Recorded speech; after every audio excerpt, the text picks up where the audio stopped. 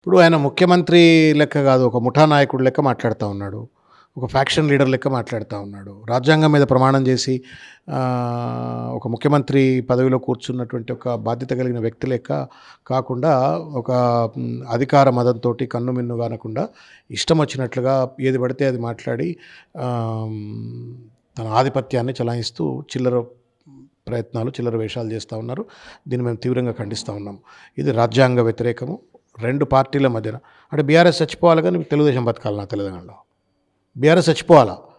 తెలంగాణ తెచ్చిన BRS party Telangana కోసం కొట్లాడిన కేసీఆర్ గారిని 100 మీటర్ల లోతు పాతి పెట్టాలా.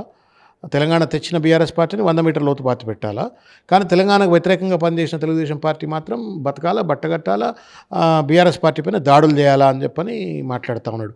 మెదడుండి మాట్లాడుతున్నారా, మెదడు లేక మాట్లాడుతున్నారా, లేకపోతే అహంకారంతో కన్ను మూసుకొని మాట్లాడుతున్నారా? మొత్తానికి మాత్రం ఇది దుర్మార్గమైనటువంటిది. దీన్ని తీవ్రంగా ఖండిస్తూ ఉన్నాం. నెంబర్ 1. నెంబర్ 2, తెలుగుదేశం పార్టీ మీద ప్రేమ ఉంటే ఆయన ఇష్టం అండి. ఆయన ప్రేమించుకోనియండి.